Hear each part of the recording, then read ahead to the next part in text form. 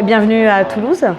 Merci. Je tutoie ou vous vois? Ouais, voilà. tutoie. Donc je tutoie. Ouais, pas de problème. Tu as participé amplement à la programmation de la partie court-métrage.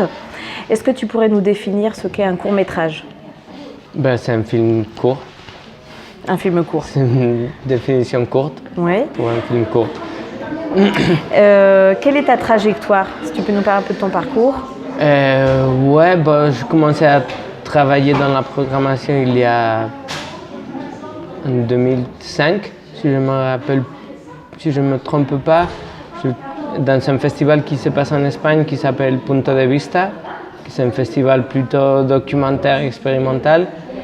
Et je suis resté là-bas 10 ans en faisant partie de l'équipe de programmation. Et quand je finis là, je commence à travailler pour plusieurs festivals. Et maintenant, je suis prof à l'université à Madrid et je fais partie du comité de sélection du festival de Locarno. Je travaille à la Filmoteca Española, dans la programmation aussi. Et je travaille pour un festival à Valdivia, un festival en Espagne. Je fais des programmes ici, dans plusieurs espaces. Est-ce que tu peux nous parler un peu de la distribution justement des courts-métrages? En général ou en Espagne? Parce que par exemple en Espagne, je crois que c'est un cas assez particulier. Moi, en relation à ce que je connais en France, parce qu'en Espagne, il n'existe pas de distribution de courts-métrages. Il y a seulement on ne peut pas parler même pas de distribution, je crois que ce sont les festivals. C'est une espèce de réseau de festivals. Il y en a beaucoup, il y en avait encore plus il y a des ans avant la crise économique. Il y en avait plein de festivals, spécialement de courts-métrages. Maintenant, il y en a moins. Et c'est plutôt le seul espace de visibilité qu'il y a pour le court-métrage en Espagne. Je sais qu'ici en France, il y a des programmes à la télé, des trucs comme ça qui n'existent pas en Espagne. Il y en a, mais c'est symbolique. Et la relation entre le public et les courts-métrages? Il y a des festivals assez importants en Espagne encore qui sont spécialisés en court-métrage.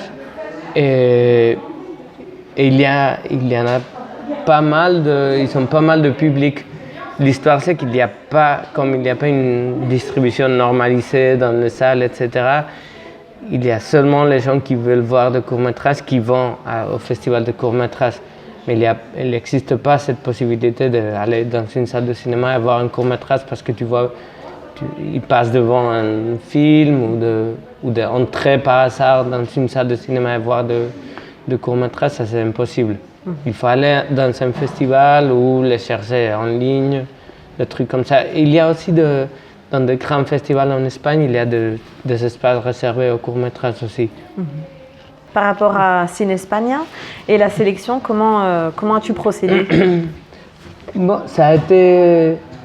Premièrement, il faut dire que je trouvais assez courageux l'idée parce que normalement, les sélections de festivals sont cette espèce de... Il faut balancer, il faut choisir un peu d'expérimental, un peu de fiction pour montrer une espèce de panorama de ce qui se passe en un pays ou dans le cinéma contemporain.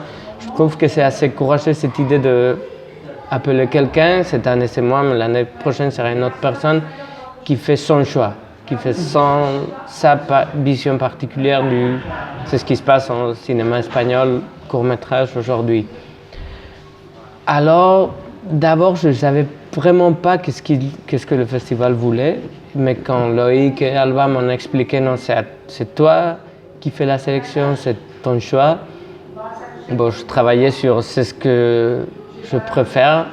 Ce n'est pas une question d'aimer ou pas aimer, parce que j'aime pas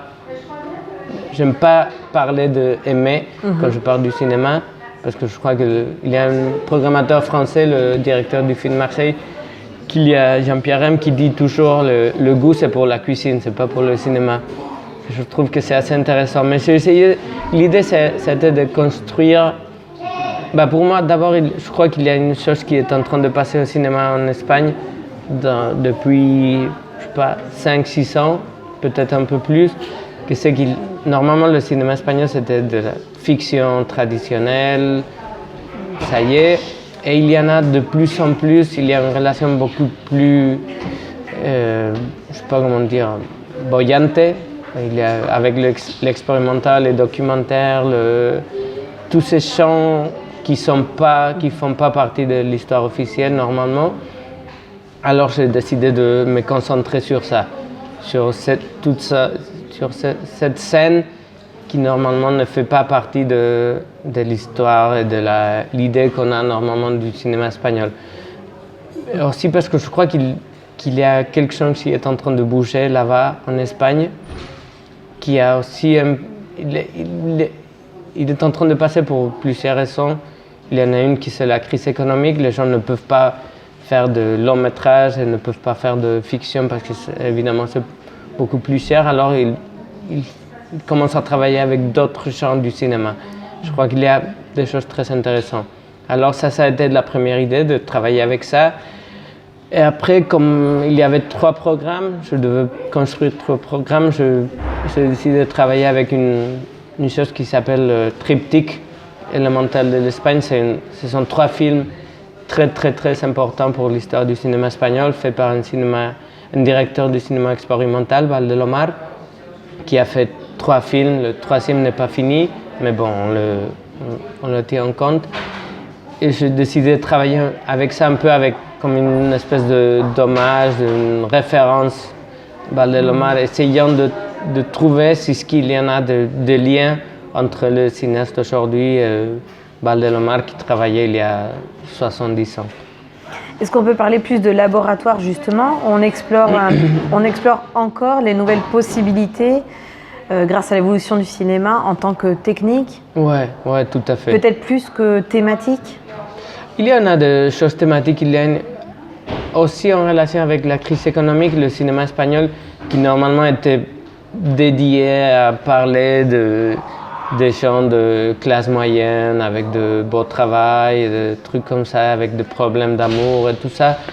De plus en plus, il y a des films qui parlent de c'est ce qui est en train de passer en Espagne qui n'est pas du tout joli.